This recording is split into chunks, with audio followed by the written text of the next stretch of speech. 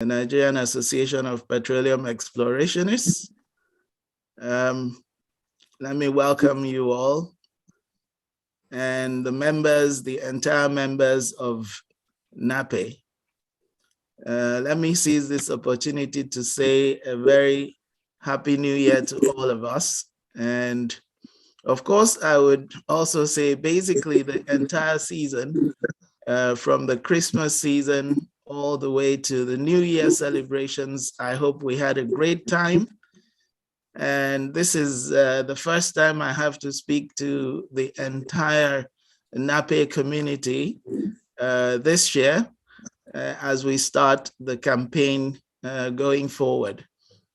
And I hope that we are going to have a lot of success in everything that we are going to do and put out to the entire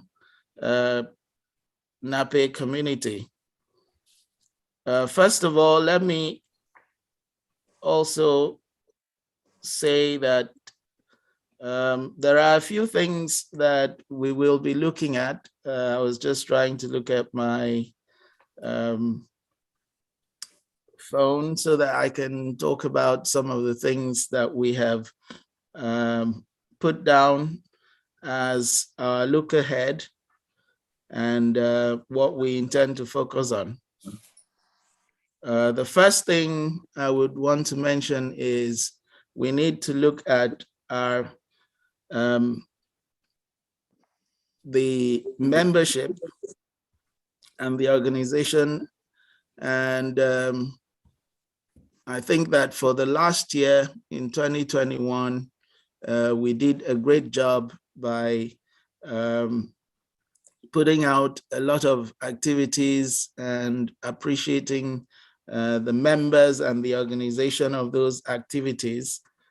I am happy to say that last year was a great success, but we want to take it to another level in 2022 with even more successes, both during our technical sessions, our business forums, our advocacy, and we also would like to see that we have a great annual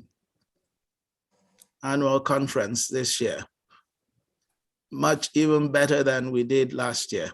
Hopefully we'll get a lot of the support from our companies, and then we will go right ahead and achieve all that we have set out to achieve. Let me also mention that during the year, we had the new membership of the executive committee, and I'd like to, of note, tell us that we have our new members into the EXCO, the vice president, who is Dr. Anthony. Is he on the call? Dr. Antonio Foma. And we also had the president-elect, Mr. Elliot Ibe, and the UAP chairman, Philip.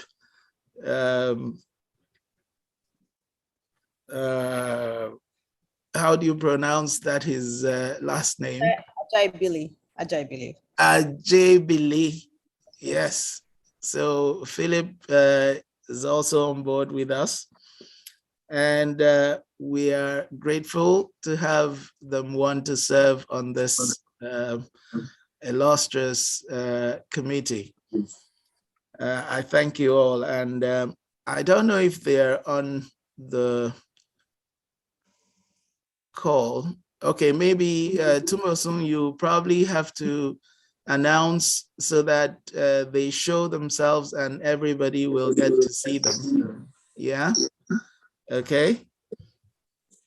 So going ahead, I just keep getting all these, let me see, going ahead, you also have to show the fellows who are on the call. We had, how many did we have? New fellows, 10 of them. I think we had 10 six of them. Six newly elected fellows, and if they're on the call, Tumosun will take the time to introduce them. The next thing I would want to talk about is to talk about the dues. And I would want to solicit the assistance of all members to ensure that our dues are paid. We have a new fee structure, and this will be communicated to all members of NAPE. Then, of course, we also during the year had the constitution of NAPE, which we worked on, and this will be uploaded on the website, and we would like all members to read and take note of the changes that have been introduced. These are the new changes ratified by the AGM last year. This year, 2022, of course, is our 40th anniversary, and 40th conference anniversary. And I see the executive members are thinking about organizing a logo contest that would be the flagship of the conference proper. We would encourage members to submit their articles and other things that may be requested of the membership of NAPE concerning these activities. Furthermore, members, I would love to say that members should be on the lookout for the 2022 strategic activities, strategic plan that we hope to put out. We are working on those and they will be coming out soon. Last but not the least, because I'm not supposed to make too much of a lengthy talk today, but just to outline some of the things we intend to pursue this year. Let me thank especially our presenter, our sponsor for today's technical meeting, the We Secure. It's We Secure International. And we would love to say a very big thank you to you for agreeing to sponsor the January technical meeting. It's usually not easy, and we are very grateful that you are willing to take this challenge on. And we don't take this lightly at all. And I'm sure that the publicity secretary will introduce the presenters properly. I can see Dr. Mike and Dr. Nemitari. And of course, Arinade is on the call. So hello, we'll just basically sit back, relax, and let the presenters take over. Tumosun, over to you. Thank you very much. All right, thank you very much, P, for your address. You kind of jumped protocol. I was supposed to do the opening first, but I guess that was when my network knocked out. So it's I knew that would happen. That's what I was calling you to do, but you were frozen out. Sorry. But you've done well. We've done well. Thank you so much. But just to get started, thank you everyone for joining us. It's our first technical meeting. And as you know, it is a big deal. This is January. Happy New Year. I'm not sure we've said that to ourselves this year. So Happy New Year, everyone. It's a pleasure to see you. It's a pleasure to always have you on the call. We have about 82 members on the call. So we want to say we really do appreciate you. You are NAPI. Just to get us started, the president has given his address. I'm going to share my screen, but we'll have a safety briefing first, because this is one of the traditions we are trying to enshrine to get us into, beyond even operational safety. The things that are important to us is, our mental safety, our health, and all of that. So today I have to speak on safety. I have Femi Adeleke to share with us something on stakeholder identification. Before Femi comes on, I would like to just run through the agenda and put the protocols on our meeting. This is what our agenda looks like today. We'll have the introductions and safety briefing. The president has given his welcome speech, which is to welcome us into year 2022 and let us know what his plans are and the executive plans, of course, of what we are going to be doing in this year.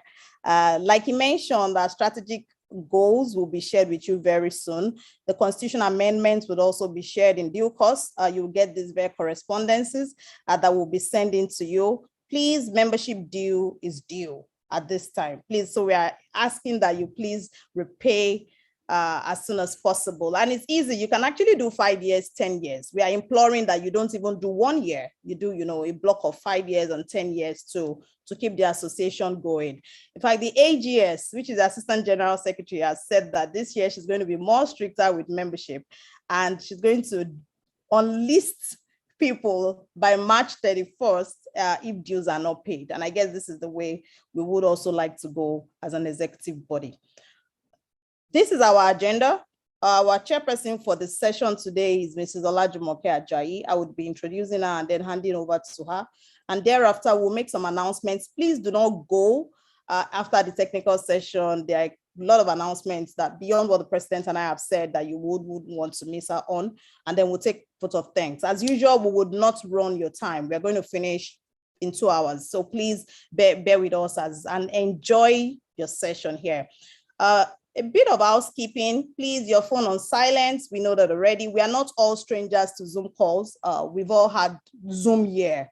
2020, 2021 was a Zoom year for all of us. So it's just more like repeating that again.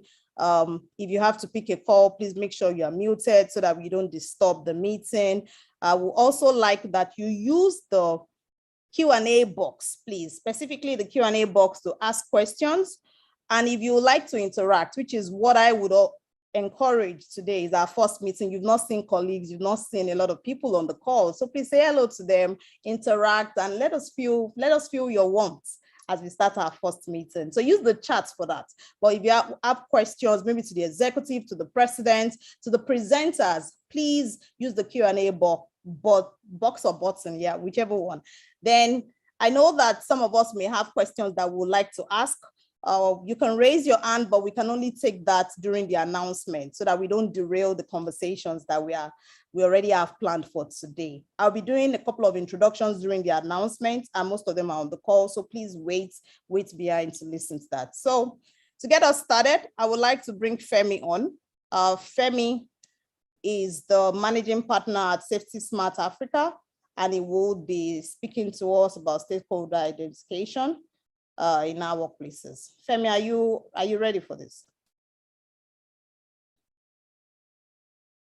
Tony, I think you need to look out for Femi and give him access quickly, please.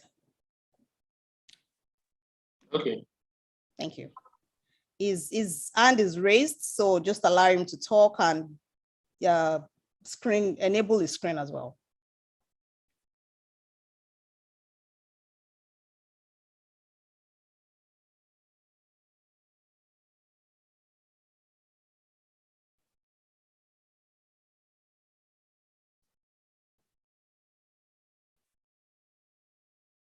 Femi, you have control now, please. Okay, thank you very much. Well, I will just speak from here since I was expecting the slide to be up, but I will just try and present here because I can't.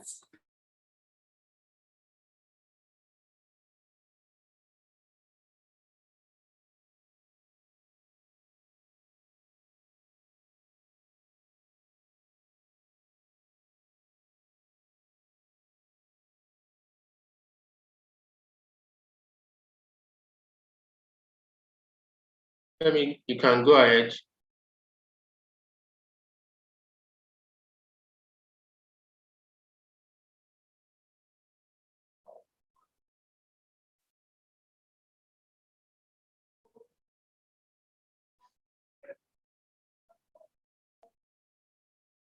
Femi, you are muted. So that happens. So you probably need to unmute yourself so you can speak. Okay. Perfect. Can you hear me now? Yes, please. Okay, good.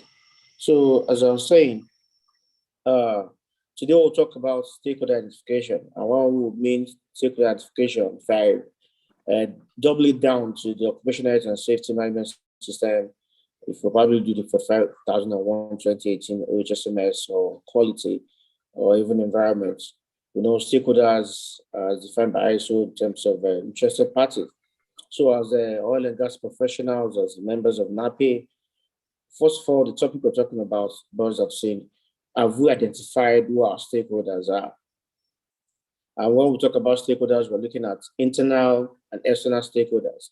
So the internal stakeholders can be for someone that employs people, the employees, the managers, the owners, that's the employer himself.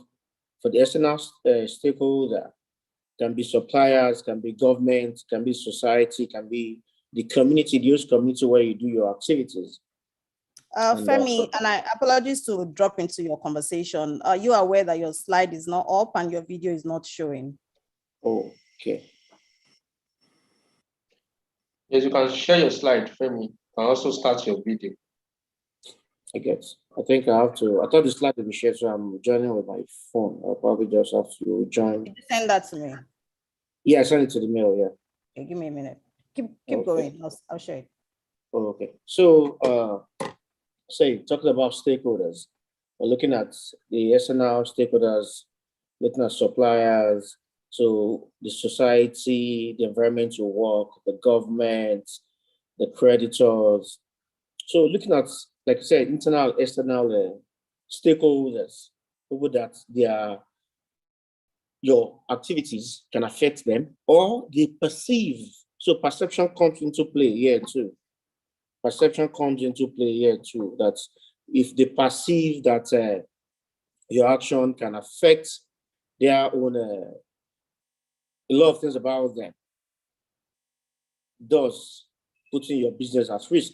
So identifying your stakeholder. So as professionals, advised to go back, go to the drawing board. Who are my stakeholders? Who are people that probably I think are key?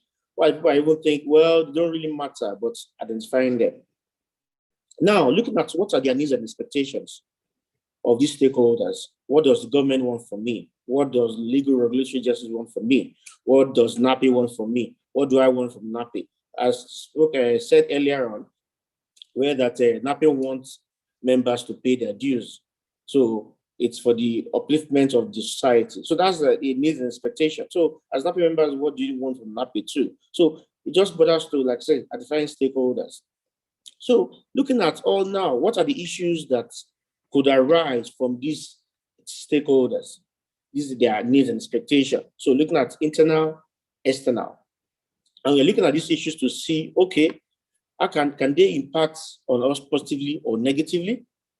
So looking at it in terms of health and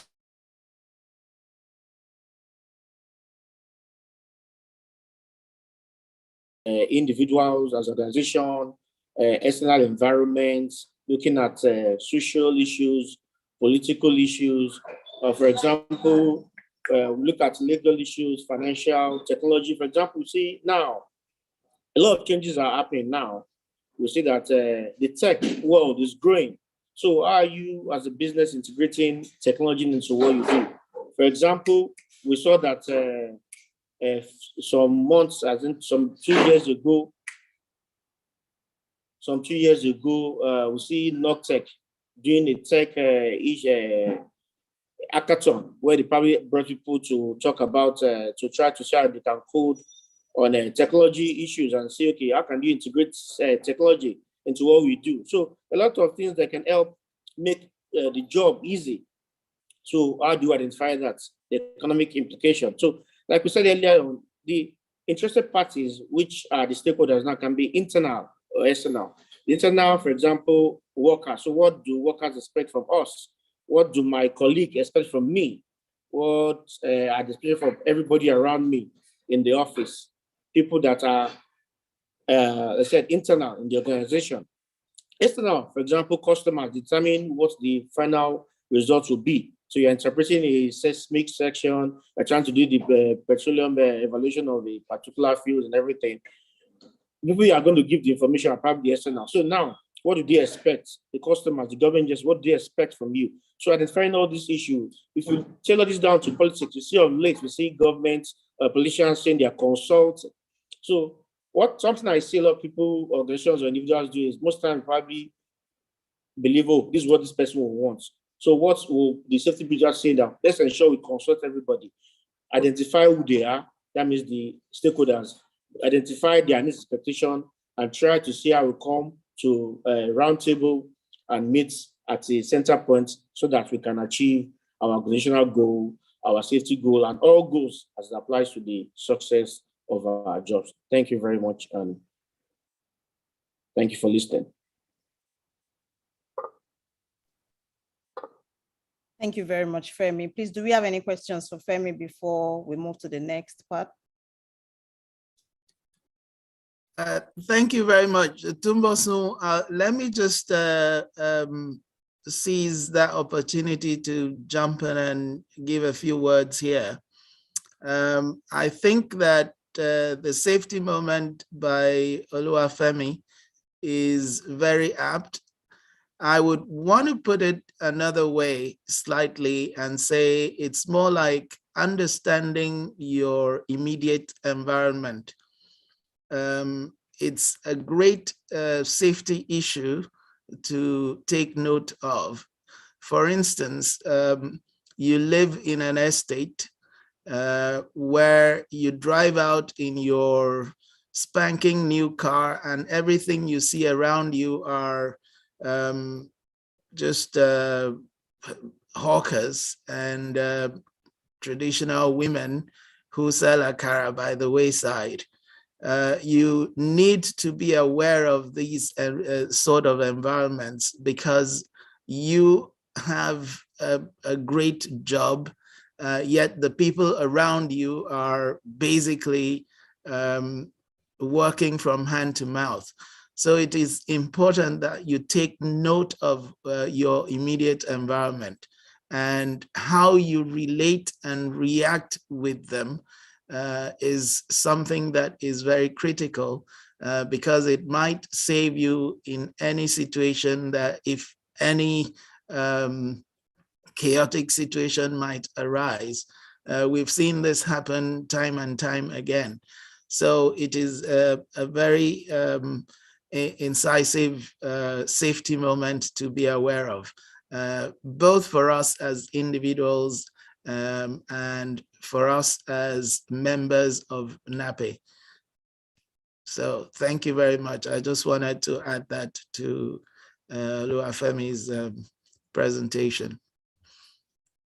Right, Tumosun, go ahead. Okay, thank you, P. So we'll just get into the technical session very quickly. Our sponsor for today is We Secure Technologies, and I would just like to read a brief about the company, introduce their members that we have on this call, and then we get started. Give me a minute, please. Okay, so We Secure Technology is a technological company that help oil and gas companies create a lasting and sustainable future. They partner and guide them through transformation powered by digital technologies. Their focus on organizational goals to analytical strategy. They leverage big data analytics. They use cyber strategies, Internet of Things, blockchain technology, and cloud computing to foster operational excellence. We have 4 members of their team, and I guess many more, but we're going to be introducing 4 members of their team today to us. The Chief Executive Officer is here, Mrs. Ariade.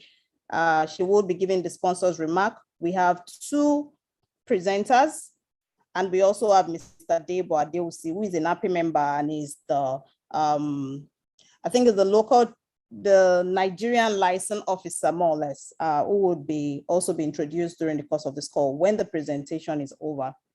To guide us in this presentation as a session chairperson is no other person than Mrs. Olajumoke Ajayi. She is the Managing Director of Asharami Energy, and a brief profile on her.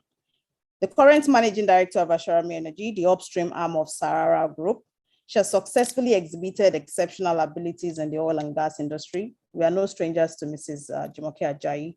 Over 2 decades of years in the industry, she's risen through the rank to become one of the first female managing directors in the upstream sector in Africa. She holds a BTech and MSc in applied geophysics, and I hear there's a PhD in view as well. She started her career in mobile producing Nigeria, that's ExxonMobil. Before joining Sahara Group, she also worked in DigiConnect, Consulting, Peak Petroleum, and Centrica Resources Nigeria Limited, which was British Gas at the time. So Mrs. Jumoke is a member of the governing body of Elizabeth University, and she is a former vice president of our prestigious association. Mrs. Jumoke, over to you. I'd like to hand over the technical session of today to you, and then you can get started. Thank you very much, my peers, for the introduction. And good morning, ladies and gentlemen. I welcome you all to year 2022, also to the first NAPE technical meeting in the year. It is my pleasure to be chairing the first technical meeting in the new year. Thank you very much, NAPE, for this honor. I must commend NAPE executives for the work they had doing, especially since the onslaught of COVID-19. The excellent work was further demonstrated during the NAPE conference in November 2021, which was a hybrid event. It showed that NAPE has fully and seamlessly embraced technology, which, as we all know, is the future. And the choice of the topic for today's meeting further demonstrates NAPE's determination to project the need for the oil and gas industry to quickly and fully embrace new technology. So looking at the presentation today, it's titled Digitalization of the Oil and Gas Sector, which is an exciting topic to me, and having it now, I would say, is timely. It is timely in the sense that the pandemic is here, which has slowed down many activities and especially oil and gas operations in the last 2 years. And it is important that we at this time embrace anything that will enable us to work efficiently, effectively, smartly, and in a safe manner, especially in this period of a new normal way of working. And the new normal way of working, to me, in the oil industry, raises the need for digitalization and artificial technology. Some companies and experts believe that the impact of the Industry 4.0 paradigm on the oil and gas industry, as we have in the abstract, can completely change the status quo of the oil and gas industry, which can bring huge benefits because it accelerates the digitalization and data intelligence of the oil and gas industry. So without much ado, I will go straight into the business of the day, which is a presentation on digitalization of the oil and gas sector. And the presentation to me is expected to give us an insight into how artificial intelligence, the Internet of Things, blockchain and cybersecurity can be leveraged by oil and gas companies as part of digitalization within the fourth industrial revolution. So the presentation would be delivered by two gurus themselves, and I'm sure that they will do justice to the topic. So I will go straight now to read, their bios. So the presentation today will be presented like, I'm not sure, am I right? Two presenters. We have two presenters. And yes, correct. Yes, okay. So two presenters, and by the time I read their bios, you will be sure that they will do justice to the topic. So I will start with Dr. Mike Lakoju. Dr. Mike Lakoju is a data scientist and artificial intelligence practitioner. He's currently a lecturer in Cardiff School of Technologies at Cardiff Metropolitan University in the United Kingdom. He's experienced in multiple full life cycle implementations of leading ERP solutions, data management and business intelligence, data extractions, transforming and loading, and business consulting. Over the years, he consulted as part of the SAP implementation team for notable organizations like the Nigerian Liquefied Natural Gas, LNG, and Nigerian National Petroleum Corporation, NNPC. He was a data science and cyber analytics research associate on the Chatty Factories project in the UK. Chatty Factories is a £1.5 million project focused on revolutionizing the UK manufacturing industry by creating a system that allows products talk directly and securely to the factory floor, thus allowing the possibility of harnessing products to use data in real time. This is focused on the research project as involved using unsupervised machine learning to identify patterns in IoT data, collaboratively creating an integrated unsupervised machine learning tool for real-time product use. And he also is a certified SaaS-based NI programmer and also a certified SAP consultant, and has a proven track record of multiple end-to-end SAP project implementation in a number of oil and gas companies. And during his PhD research degree, he successfully created and published his big data strategy framework that is focused on aligning the business strategy of an organization with a big data project, hence enabling organizations to identify the potential value of a big data project before implementation. That is a short bio for Dr. Mike Lakoju. So now I go to the bio for Dr. Njenka.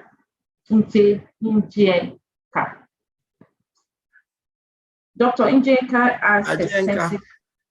Dr. Ajenka, sorry. Yes. Dr. Ajenka has extensive experience in software engineering. He has written code and associated documentation for various companies using program languages such as Java, Python, JavaScript, Golang, and Solidity of Ethereum blockchain smart contracts. He has been the lead blockchain smart contract developer for London-based startups, including Futuricity and most recently with Populous World, who raised over $10 million during their initial fund offering. He's a lecturer within the software engineering domain and has published articles in journals of system and software, communication and software technology, empirical software engineering. He's a research associate at the Center for Blockchain Technologies at the University College London. He's a certified security testing associate, ethical hacker, professional member of the British Computer Society, fellow of Higher Education Academy, certified SAP associate, certified Microsoft Technology Associate in Database, and certified SaaS-based NI programmer. So I present to you our two presenters today, Dr. Ajienka and Dr. Lakoju. And I'm sure, like I said earlier on, they will do justice to the topic. So please, I want us all to sit back and listen attentively. I can assure you at the end of the day, we'll have many questions to throw at them. Thank you very much. Over to you, our presenters.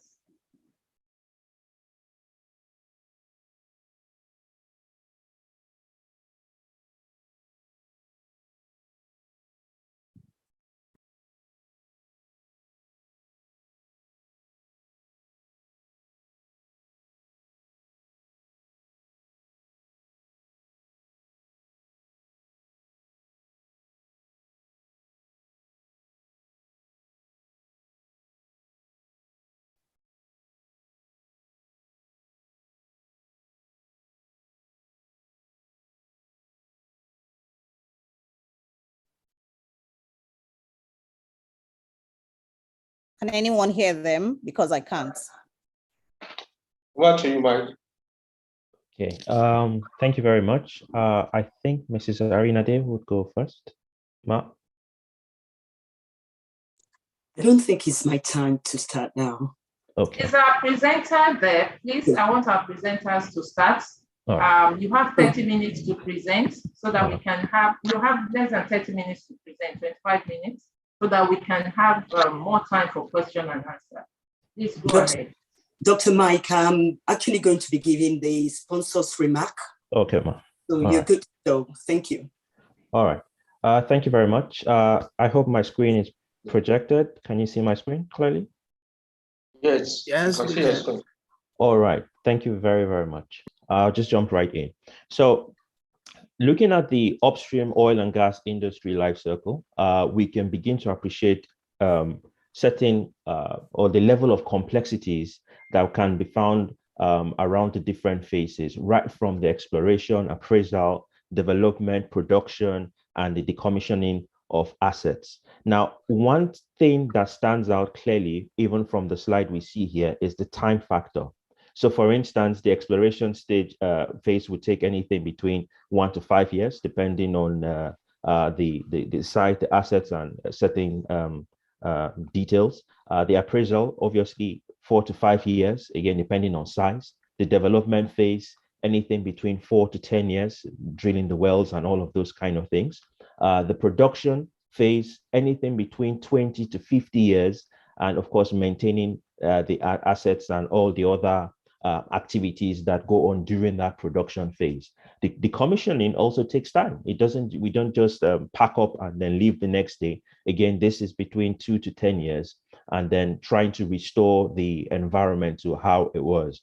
Now, looking at that and then looking at the revenue circle, you can see two things clearly stand out. First, time factor. The time factor in the complexity of the various activities of companies, entities, third-party companies working collaboratively to try and achieve certain aims.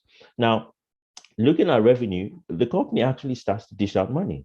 They start to dish out money right from the exploratory phase, and yet they are yet not making money. And they only start to see some revenue come in when they start to produce. So on the graph here, we can see on the purple side, all that is expenditure. So there's huge expenditure going through the initial phases. And then there's companies are rushing to get to that production phase where they start to recoup. Then money is still spent when we are actually clearing out the assets and decommissioning everything. So now, two things have stood out now. First, the time. Second, money. So money is spent. Companies are looking for, obviously, to make a profit. And then there's time. So the longer you wait, the more money you're spending. And the companies are looking for ways to then quickly get that time or get to that phase where they can actually start to recoup this money. So clearly, we need to optimize processes. We need to do some re-engineering about the processes. We need to have a system that can help the companies make better revenue, save money at certain places, and obviously make revenue, get better revenue. Now, that takes me straight and smack into the whole concept of Industry 4. So Industry 4, we've had the first industrial revolution. We had the second, the third, and now we're in the fourth. But you might be wondering, what's this fourth industrial revolution? I can clearly say 99% of people on the call today probably are consumers of one form of smart technology or the other. So if I take a census as an example, if I ask now how many people here have smartphones, I'm sure almost everyone here has a smartphone. Now, but if you take a step back to understand why is it called a smartphone? It's called a smartphone because it does a lot of things in a very smart way. Yes. Oh, okay. How do I mean? Give an example. Let's say you take a picture with your phone and you tilt the phone sideways. How did the phone know to flip the image that you were actually just looking at sideways also so that your view can still be straight? So your phone had the intelligence to do that, and it's possible because of sensors that lie within the phone. So basically, companies, manufacturers are creating products that they embed sensors on each of these products to make them smart. So now we have smart wristwatches that can count your footsteps, check your blood pressure, check your cholesterol level. You see, you have smart refrigerators that can tell you, okay, you're running out of milk. Perhaps you need to order from Tesco's or Asda's or one of your shopping malls. You have smart TVs that can take pictures while the families are watching televisions and all of those things. So sensor technology, this has seen a lot of transformation over the years. There's a lot of advancements around sensor technology, which means that they are a lot more accessible. And has because they are more accessible, manufacturers can begin to embed the sensors inside products to make them smart. They can also retrofit them in objects or technology that existed way before even the internet existed. And it drives us into the realm of the Internet of Things, artificial intelligence, and blockchain, because basically we're able to generate a lot more data. So the sensor technology generates data, but then now that we have this pool of massive amount of data, and I assure you the complexity or the amount of data is quite big. There's no time, if not that, I'll show you some real-time statistics of data streaming in number of emails sent as at right now this morning, number of tweets sent, number of Facebook posts and things like that. You can see data is now being generated. So, but another major source of data is the Internet of Things. Devices embedded with sensors that are generating lots and lots of amounts of this data. So basically, the Industry 4 is a name given to this current trend of automation of data exchange in manufacturing technologies, which include cyber physical systems, the Internet of Things, cloud computing, blockchain, cognitive computing, and also basically centered at creating a smart factory. Yes. So Industry 4 technology can help you manage and optimize all aspects of your manufacturing processes, your supply chain. It gives you access to real-time data, insights that you need to make smarter, faster decisions about your business, which can ultimately boost the efficiency and profitability of the entire operation. Well, let's drill down a bit to give some use case examples of oil and gas, of IoT, basically how it can basically help the upstream sector within the oil and gas. Take, for instance, looking at offshore oil and gas rig monitoring. So most of this offshore oil and gas production is done in fairly extreme environments where there are few existing communication networks available, which makes monitoring temperature, pressure, flow rates, and all of these tricky things very, very difficult in most times. But leveraging on IoT, you can then begin to automate some of these processes. Refinery monitoring. So in an oil and gas refinery, the Internet of Things could be used to monitor things like your pipe thickness, your flow rate, your pipe pressure, or even pipeline monitoring.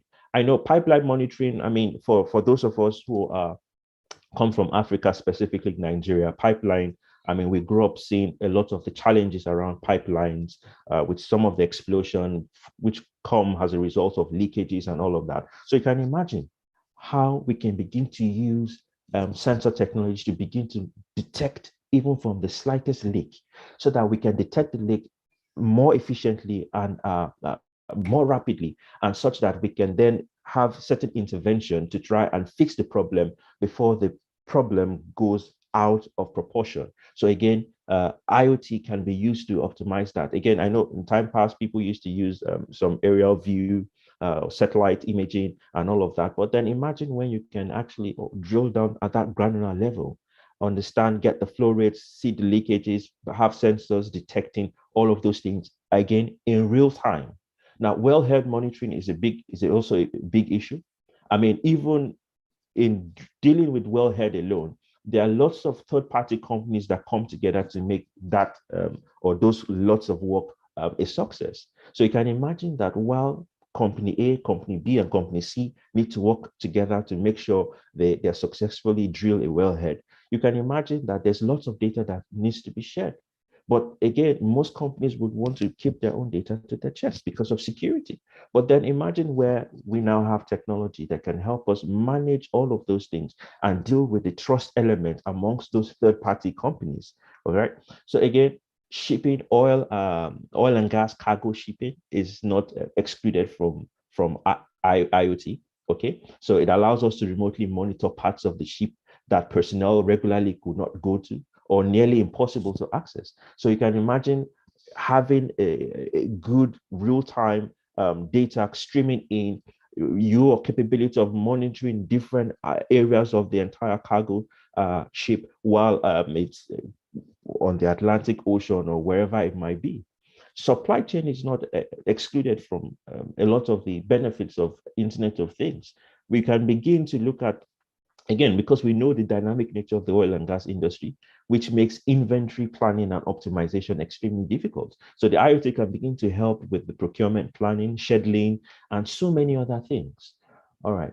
Let me give an example. This is on the slide now. We can see this is ARCA solution. They shared this really good example of exactly where we are, or the standpoint from a technology standpoint today, on how IoT has now become really, really key in innovating some of the products of the future.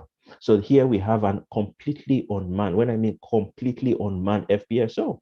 So this FPSO is a typical example of a system that, that is fully autonomous. All right from the navigation system, all the pipes, everything completely monitored, and data is streamed in. I'm sure most of you have already begun to see some of those Tesla cars around maybe Nigeria. I don't know if they're in Nigeria yet anyway, but they're everywhere here. And so you see that most of these Tesla cars can basically navigate themselves. They're autonomous vehicles that can drive. And the way it does that basically is from data that's streaming in from the sensors, then embedded with artificial intelligent models like convolutional neural networks, leveraging on cameras to be able to then detect objects all around and then make decisions in real time and allowing the car or in this case, the FPSO to navigate certain terrains. Now, those are just very quick examples. To take us further, I'll pass on to Nemitari to take us further. Nemitari, over to you. Right, thank you. Right, so we're currently moving on to blockchain technology from IoT.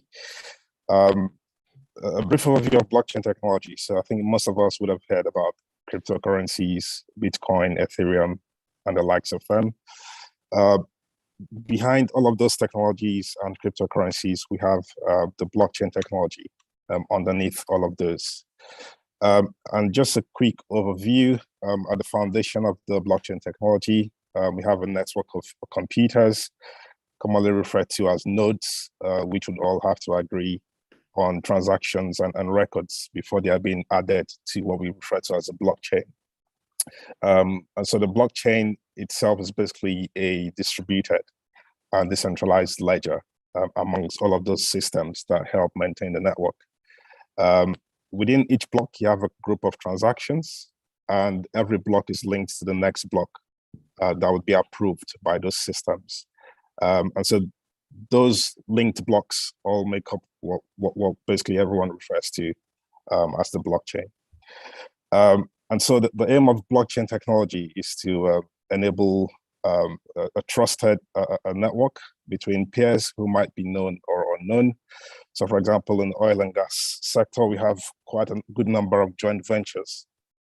And so this is where blockchain technology could also come in as well.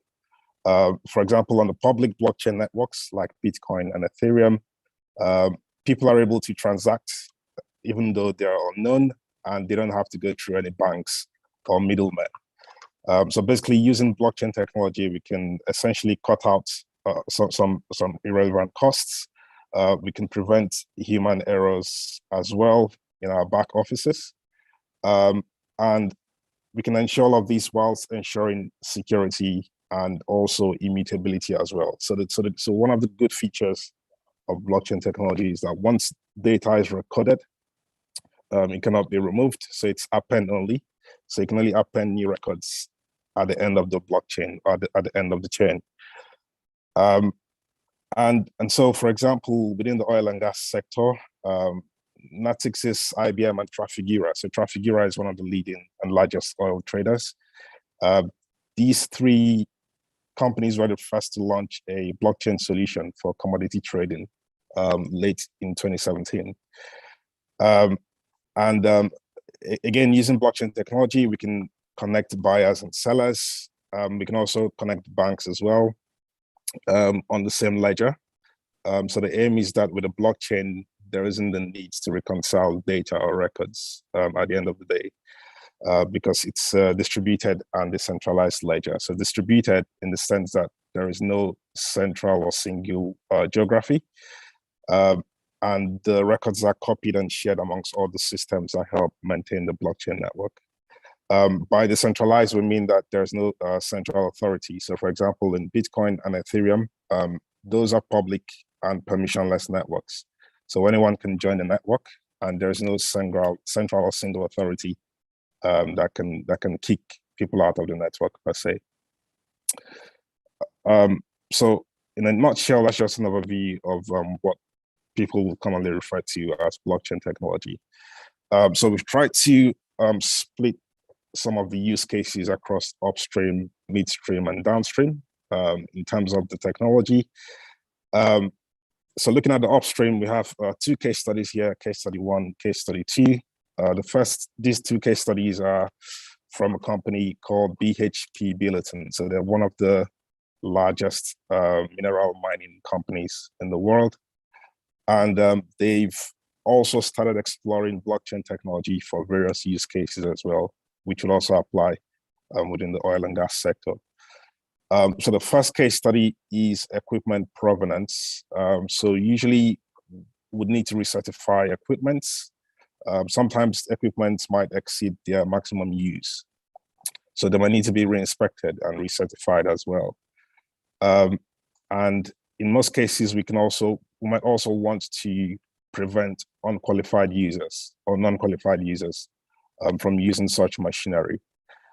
So with blockchain technology, we can also implement some business logic and business rules that everyone would have to comply with. And before any transactions are carried out or before any data is recorded using the technology, all of the systems that help maintain the network and the technology and the records would all have to reach some sort of consensus and validate all of the transactions.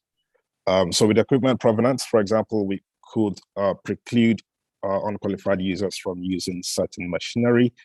For example, if they have some sort of certification that they need to use this sort of machinery and the certifications have run out or expired, the technology would automatically exclude such users from gaining access as well.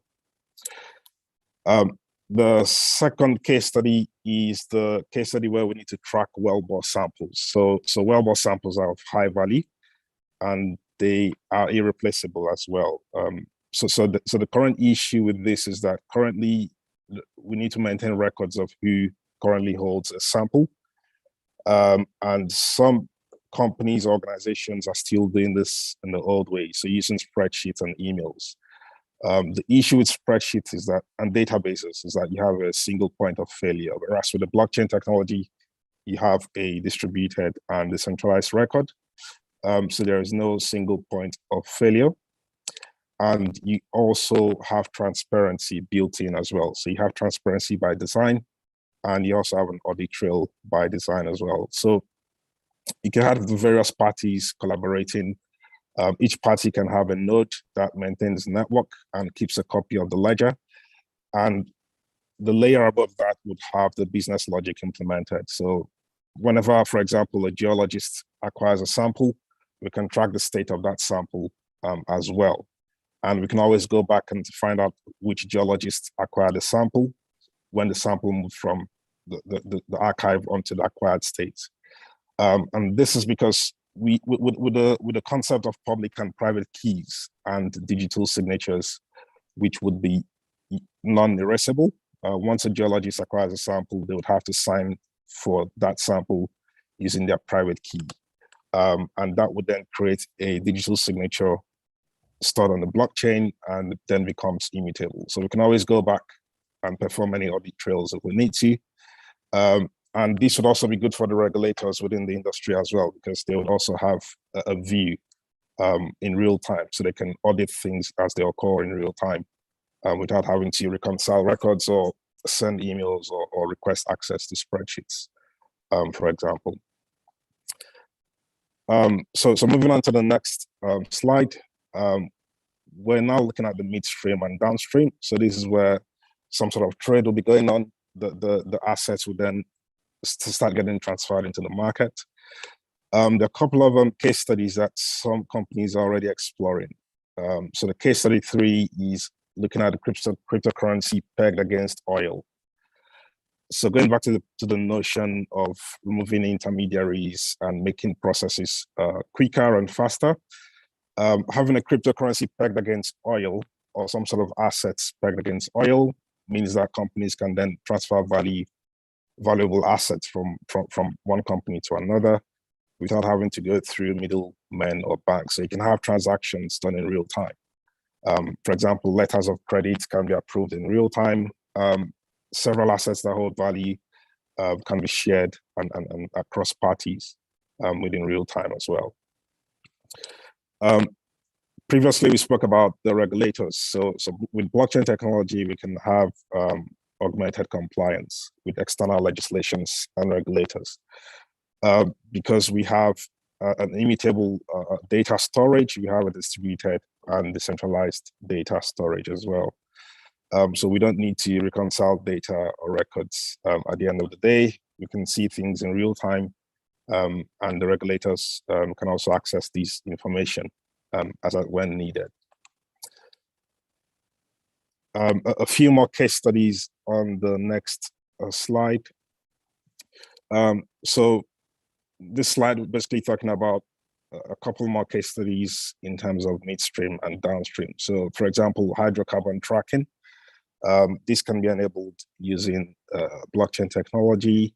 We can also improve data storage for IoT as well. So current IoT models rely on a server-client model, even though the devices might be in close proximity.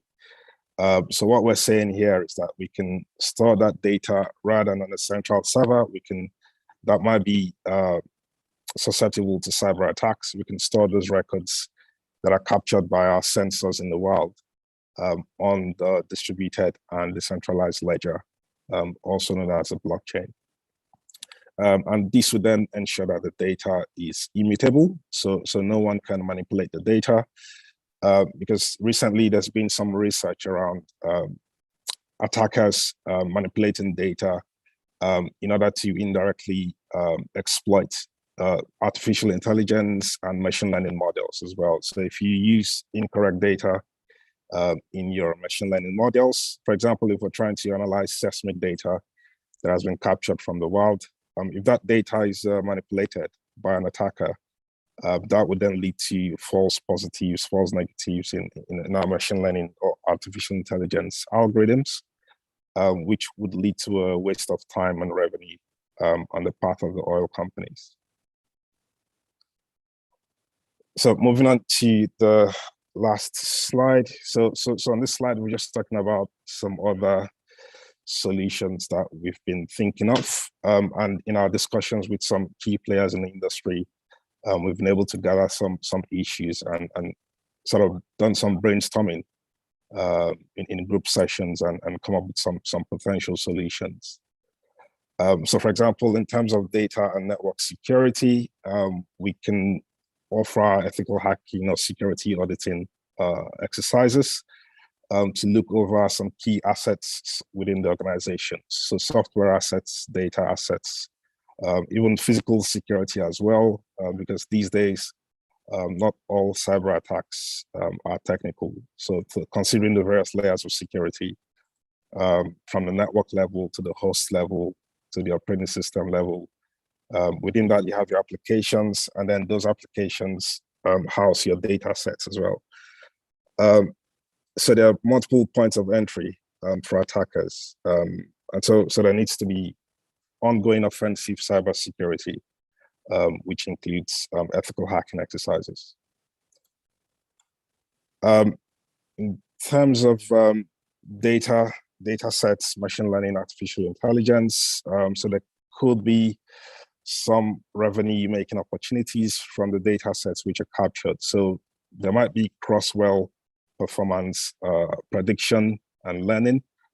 So for example, how can you take data from one well and use that to train an algorithm to help another well optimize its flow and yield and production.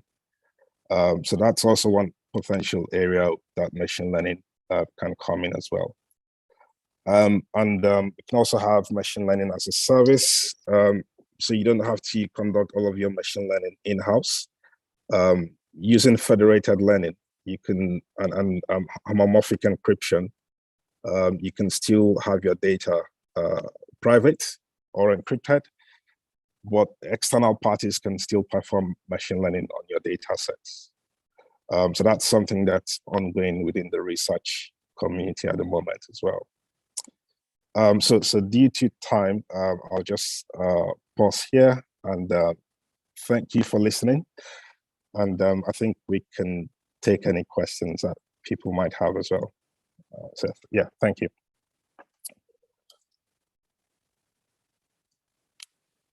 Thank you very much, our two presenters. I must say that I have, gained a lot from your presentation, and I'm sure the audience too have done that. But before we go into question and answer session, I'll do a recap, just a summary of all that you have presented. I'm a geoscientist, I must confess, I'm a geoscientist, I'm not an expert in this area, but I believe that I should be able to at least capture some things that I took from your presentation.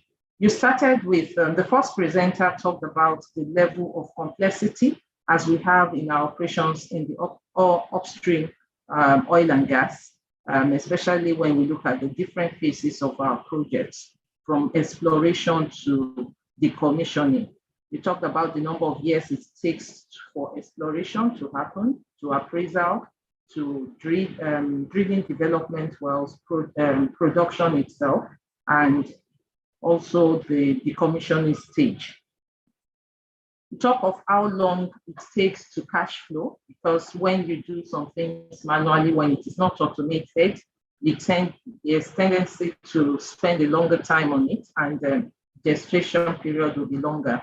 So that's what we have of today, and that's what you believe that the new technology, artificial intelligence, Internet of Things, and blockchain technology can help to reduce and ensure that we optimally and smartly carry out our operations. There's a need to optimize our processes, like you mentioned, and you talked about new technologies that can help us work smartly and optimally carry out our work. And such technology, you mentioned Internet of Things, you mentioned artificial intelligence, blockchain, which can help deal with a large volume of data. And you also mentioned that Industry 4.0 will help manage the entire value chain of the oil and gas industry, from supply chain to exploration to production. And that Internet of Things and cyber security can help to manage and monitor our offshore activities. We talk about offshore oil and gas rig monitoring, refinery, pipeline monitoring, wellhead monitoring, and we also brought in oil and gas cargo shipping and supply chain management. And that with this, we'll even minimize man exposure of people, especially on offshore. For instance, we have FPSO that is unmanned and can run on its own. Then we'll save people, exposure of people to vandalism, kidnap, risk of to their lives. And if we look at our operations in Nigeria today, we have some remote areas that's very difficult to get to. And with this new technology, from what you said it can help to manage and receive data from remote areas of our fields. So we don't need to go there physically once we have this in place. And you went ahead to look at FPSO, which I've mentioned. If we have such, we won't need to be sending, especially during this pandemic period. There was a time we had total lockdown. So if we have such technology, we won't need to bother ourselves about people's exposure to COVID-19 on the FPSO or on the rig or on your facility, your production facility. So the next part of your presentation, you looked at blockchain technology, and you said blockchain technology offers 3 major benefits to oil and gas industry. You talked about digitizing transactions for higher security, it helps to increase transparency and greater efficiency. And you also said it enables buyers and sellers and their respective bankers to all share information simultaneously because they are looking at the data or the information at the same time. And you went ahead to look at the application of blockchain in oil and gas business. And you said that it can be used to put in place business rules. For instance, it can be used to track wellhead samples. For instance, if a geologist pick a sample, you can, with blockchain technology, you can track who did, where it is kept, and that can be done in real time without can save some time. You also said that blockchain is also used, I think, as a cryptocurrency, which could enable direct transfer of value between various parties in the oil and gas industry without the need to be looking for a trusted intermediary like a bank. That's what we do these days. Maybe we have two partners on the field and then you have bankers with you. But with this technology, everything will be transparent. Information can be well managed by all parties involved. Can also be used to deal with land disputes matters. We deal with communities, and you cited an example, case study in Georgia and Ghana, where there is a high rate of land dispute, and that this technology has been explored as a viable solution. And not only in land disputes can this technology, blockchain technology be used. We also mentioned drilling and well operations, that we can optimize our drilling and well operations by using artificial intelligence, and we can have cross-rig and well performance health-wise and in all areas of our business that the technology can be utilized, and that will enable us to work smartly, efficiently, and effectively. I think I did some justice to the summary. I hope I captured some of the key things you discussed. I'm sure many of the people listening will have questions to ask. So at this point, let's have your questions. I know you must have put them on the chat box. PS, are you there? Do we have the questions coming in? Yes, we do. We have 4 questions, but I see that they have been answered. Would you like to voice some of this, Dr. Nemitari? Would you like to do that? Sure. So I think most of the questions are evolving around blockchain networks being public. So I forgot to add, most institutions do not like their transactions and data sets being publicly available on, for example, Bitcoin or Ethereum. So you can always have private versions of blockchain networks as well, that would only be visible to the parties involved. in a joint venture. A couple of examples, for example, Hyperledger, Quorum, and Corridor. So these are solutions that you can use to set up private blockchain networks. And also there needs to be a fine line or separation between the cryptocurrency and the blockchain network itself. Because blockchain technology can still exist without the cryptocurrencies. So there was a question regarding the cryptocurrency ban in Nigeria. So you can still take the advantages and the efficiencies that blockchain technology provides without using the cryptocurrency part of it. Okay, thank you very much. I can see some questions here. PS, will you read them out or do you want me Okay, to? so let's go then.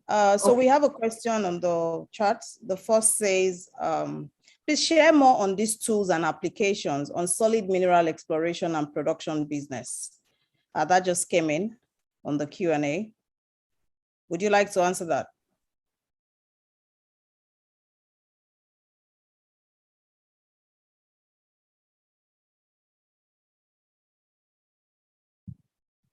Can you please answer the question? Did you hear the PS? I think he's trying to read. He's trying to read. So go to the open tab. You will see it's under the open. And it should unmute.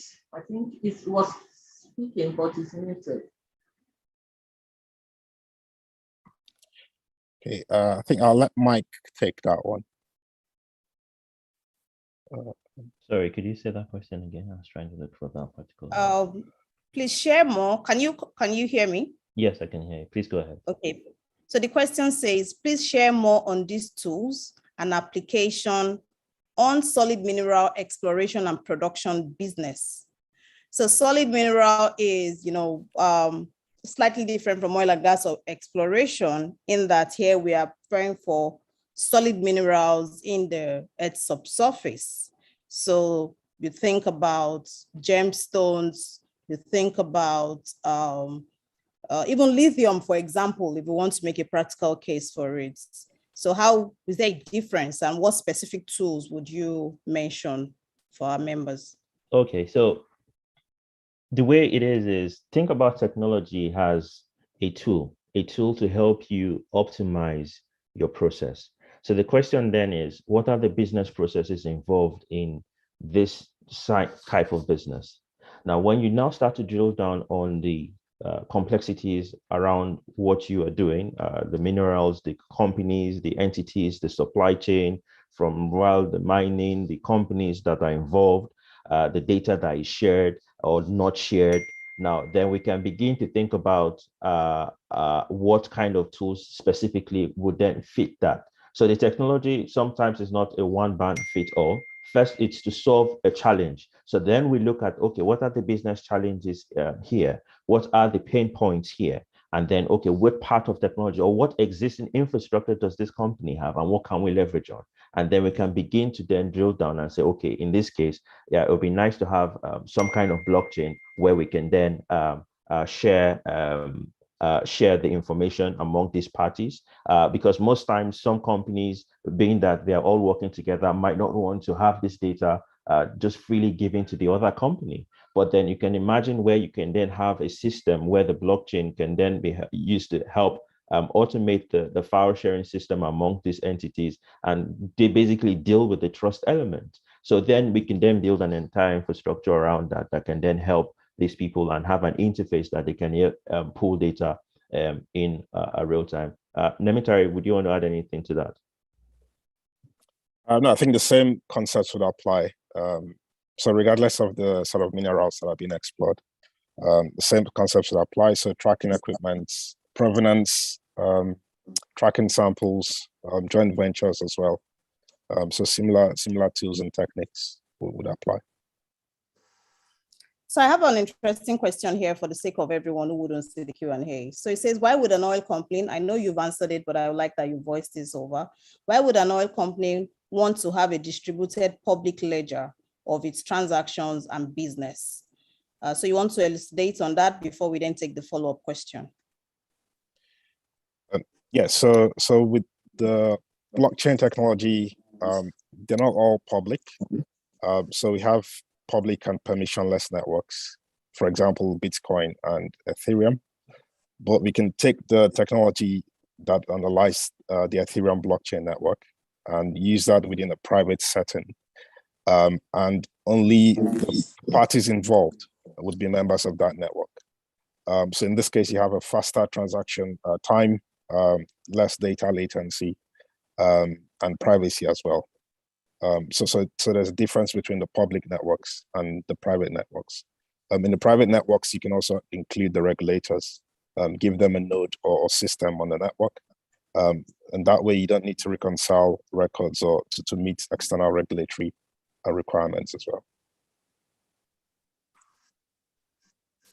Right. So, and the follow-up question to that being that if we are to consider that blockchain is expensive and in Wale Ogunleye's words, it says slow and inefficient.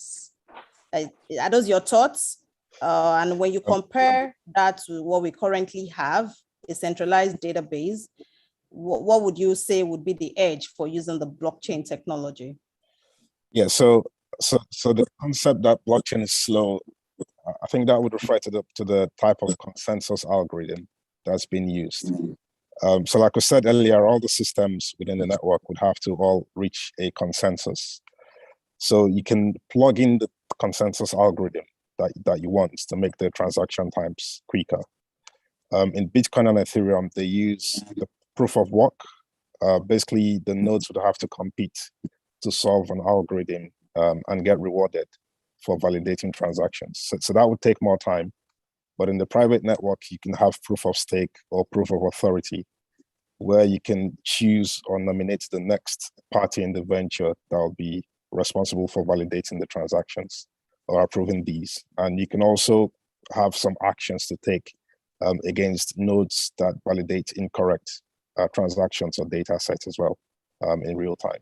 So that's much more quicker compared to what you have in your public networks.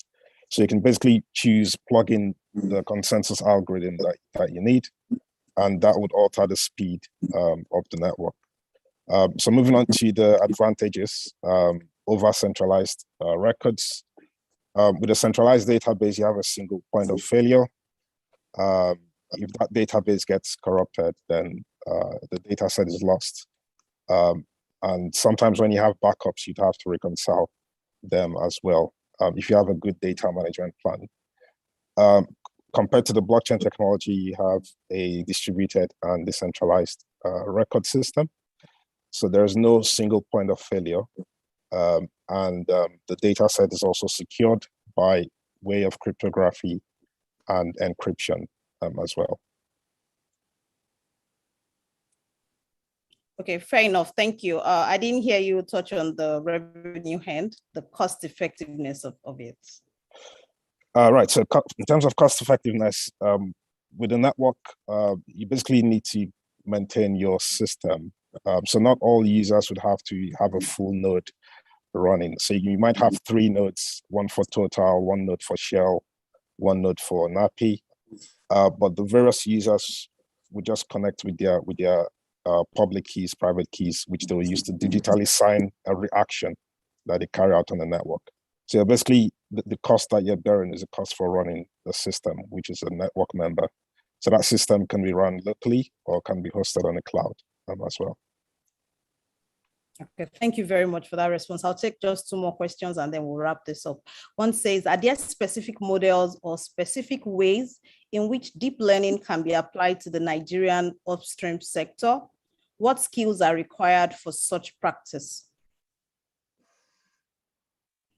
I guess this is in terms of capacity building, people who want to aspire to become this. What skill set should they be planning to take? That's the second part of the question. Yeah, so like we know, I mean, there's that statement that, I mean, everywhere now people are leveraging on data. So clearly it's important that people become more and more data literate. So being skill sets like data scientists, data analysts will definitely need to now companies will now need to start to upskill. But however, part of what we do, we can always recommend certain blocks of trainings that can be administered to the organization or the key people within the organization, and what kind of tools they would use, depending on also the infrastructure they currently have. So you're not doing away with what you currently have, but then how then can you begin to benefit from the newer technologies out there? Regarding models, yeah, different models can be built, because in machine learning, we have what we call like supervised or unsupervised machine learning problem, or even reinforcement learning. However, what kind of question are you dealing with? So are you dealing with a problem that you do not have labeled data? So if you have labeled data, then obviously you'll be dealing with a supervised machine learning problem. Or if you have unlabeled data, then you are doing more of an exploratory thing when you're trying to look for clusters, looking for anomalies within the data. Yes, I mean, it could be done depending on the challenge.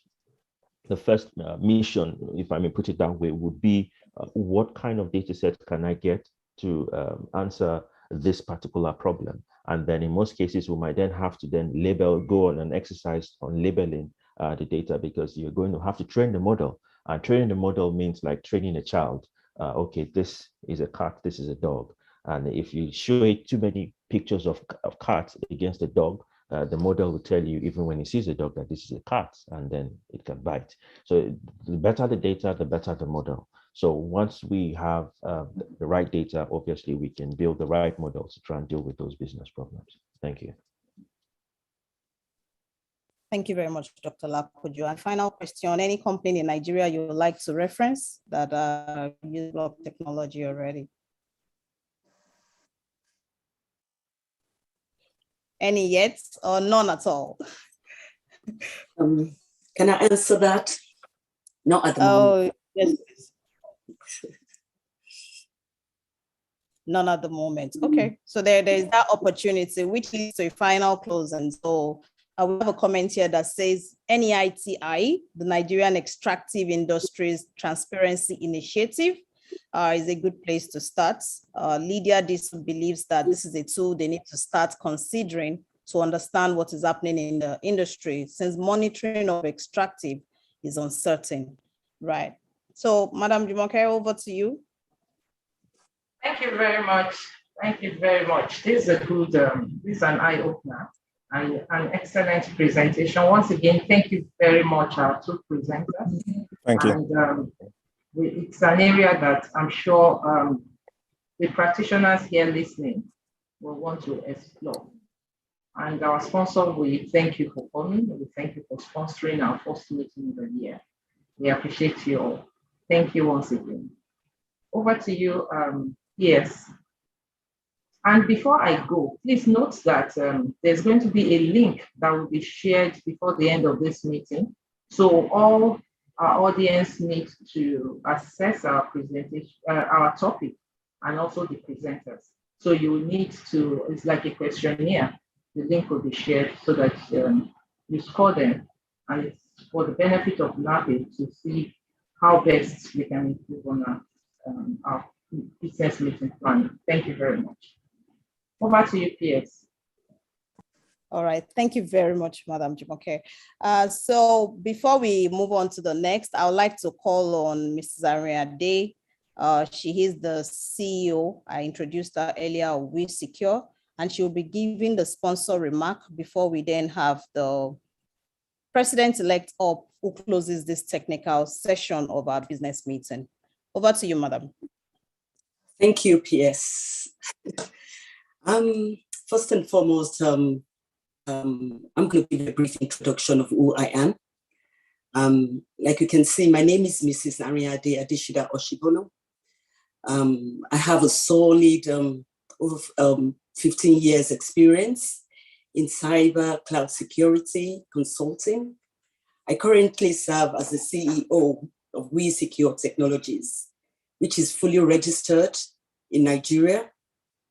And over the last few years, I have led the company's professional services, serving as a trusted security advisor to numerous boards in need of strategic guidance with their cybersecurity and IT security architecture long-term solution.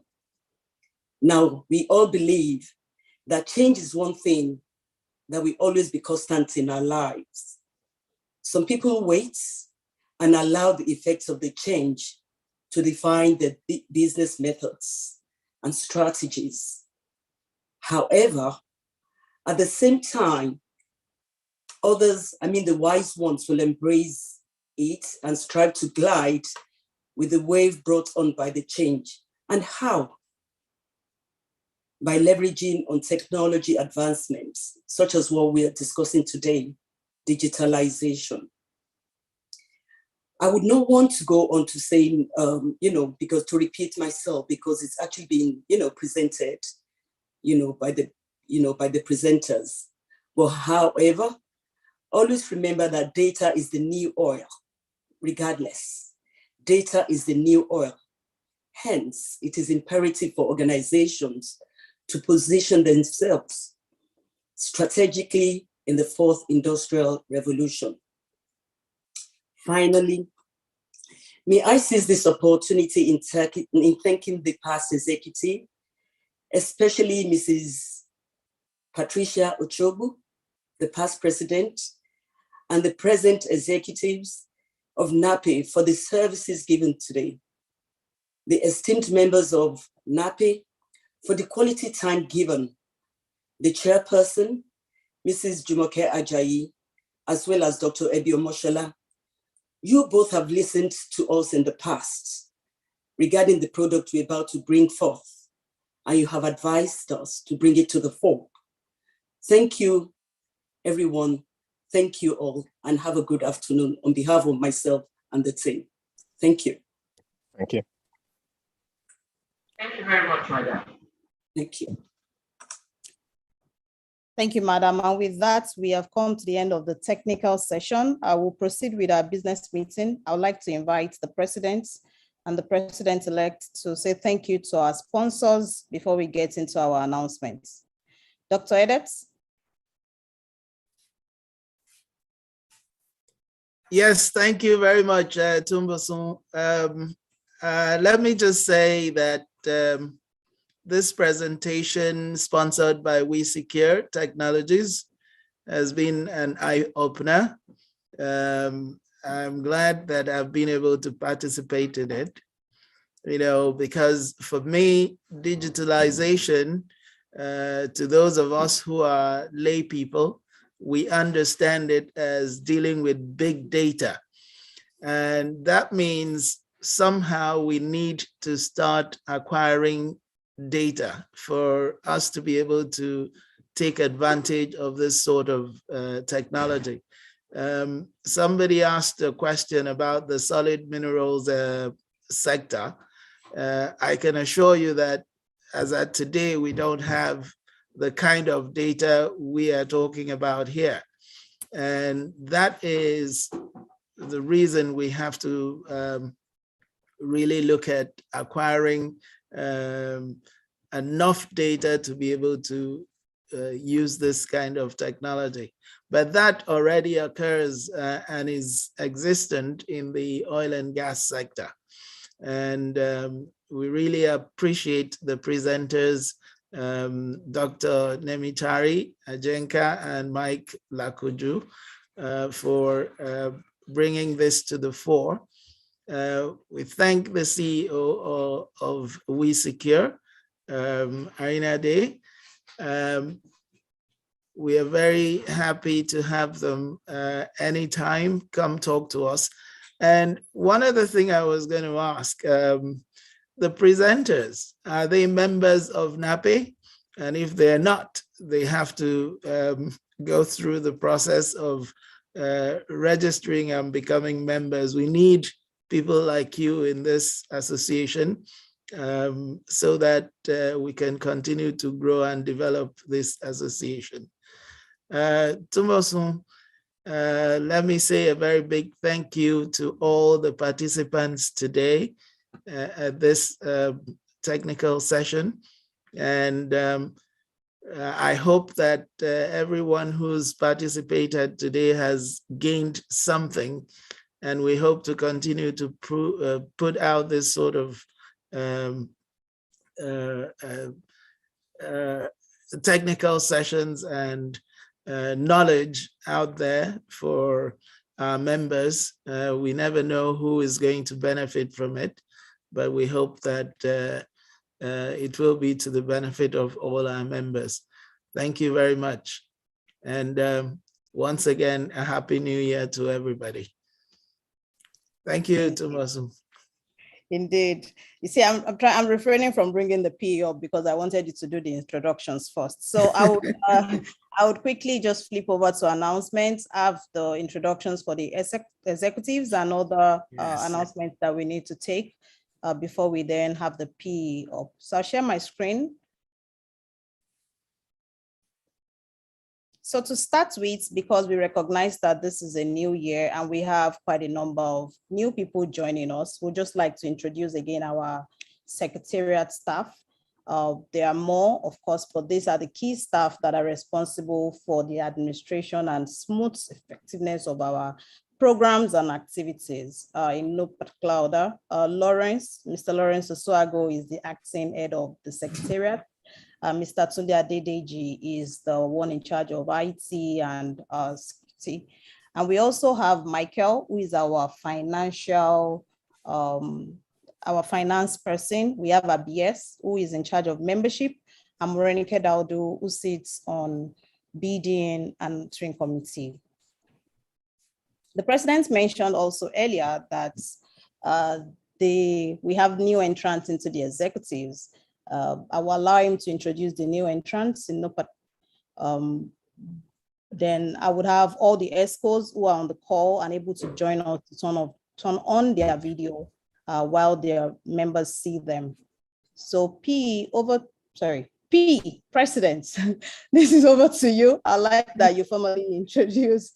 I know you're getting, we're all getting sort of like a hard time transitioning from the old names to the new positions. I'm sure we'll get there gradually. So let me just say first and foremost, the first, in no particular order, but we have our new vice president taking over from Mr. John Bosco. Is Dr. Anthony Ofoma, FNAPE. He's our new vice president. Is he on the call? Can you just flash your, let's see you in real person. Because the picture might not do justice. I'm sure your gray hair has grown even more, so we would love to see it. Let's run along. Not here presently. It's not there presently. Okay. The next person I'd love to introduce to the NAPE community is Elliot Ibie, FNAPE. He's the president-elect, the new president-elect, who's taken over from me. And then, of course, I would love to say that you didn't put the IPP. The IPP is still part of the executives, you know. These are not all the executives. So I wanted you to introduce the 3 new ones and then I will show the others. They're on the next slide. Let's have the next slide. Because the third person I'm sure is on the next slide. You've gone, yes. So the University Assistance Programs Chairperson, the UAP Chairman, is Mr. Philip Ajebili. That's the first one on the left, upper left photograph. And those are the 3 new additions to the Executive Committee 2022. And of course, our president has now become the immediate past president, and she has transitioned to that position of IPP, Mrs. Patricia Ochobu, FNAPE. And we are always happy to have her on our programs because of the invaluable insights and advice she always has for the team. So those are the new positions, I would say, and the new additions to the executive in 2022. So, Tumosun, it's over to you. Okay, I just wanted you to also introduce the young professional executives. They didn't change, so are they still there? Yes, they are. It's to reintroduce them to members as we start the new year. Okay. Right. So, that's true. I think for the YPs, the lead is still Ifeanyi Ikweze. Do we have any additions, new? Anyway, these are the 2022 YPs who will be serving for this period. Flora Anusiobi is the deputy lead. Chioma Ekenwa, the general secretary. Timi Pere, Potoki, publicity secretary. Anna Aribatise, financial secretary. Tobechukwu Udeakbe is the provost, and Said Faniyong is the welfare and events manager. I'm sure this is a formidable team of young professionals, and I'm sure they'll be able to carry the torch on behalf of the YP in this 2022 year of activities. Is there anything else? Anybody else I need to? No, nobody else. But thank you very much, P. I'll take it from here. Just to remind us again, our membership due is a new year. Please pay up your dues. To pay is easy. You can log on to the website www.nape.org.ng, and you would find the button to navigate to make payments. It's very straightforward. You can also contact ABS. She's the membership officer, and she'll be happy to help and guide as to making your payment structure very seamless this year. I would like to invite at this point the president-elect, our president-elect, Mr. Elliot Ibe, for the vote of thanks, and he will close this session for us. Yeah, thanks, Tubosun. Can you hear me? Yes, please. Yeah, thanks, Tubosun. Also want to re-echo the president's comments to thank the sponsors. We Secure Technologies, their CEO, the presenters, not just for the most enlightening presentation, but also for helping out in the background with all of logistics, leading to this first technical meeting to ensure we had a seamless outing today. Also want to thank the chairperson for helping out and also ensuring that we had a more successful outing today. All the attendees, the members of the Board of Trustees, the Advisory Council members on the call, as well as the fellows, the members and non-members, as well as the executive committee members of NAPE, and also the guys that work behind the scene, the NAPE technical crew and the secretarial staff, for ensuring that we had a more successful event today. We look forward to seeing you all at the next meeting in February. And also want to look forward to a successful and most rewarding 2022. Please do stay safe and continue to observe all safety protocols. Tubosun, thanks so much for putting this together, and all the very best.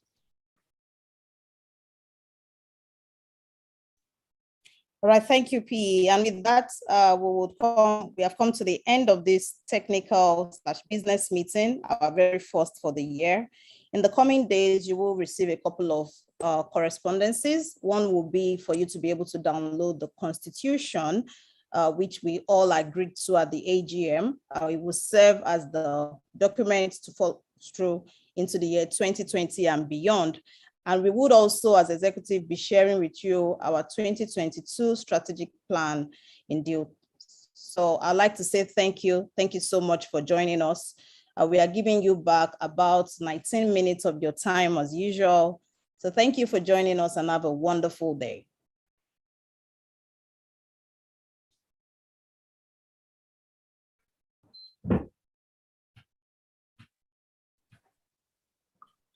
Thank you very much.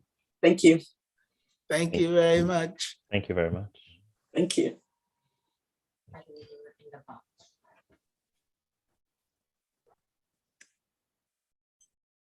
P, please stay on the call if you don't mind. Yeah, I'm still here.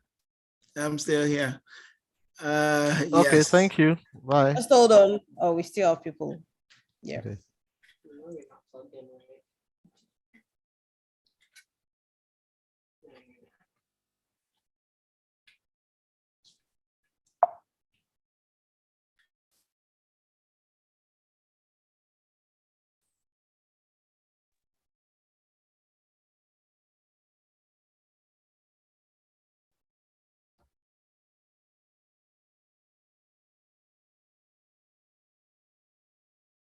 So now you can remove the recording.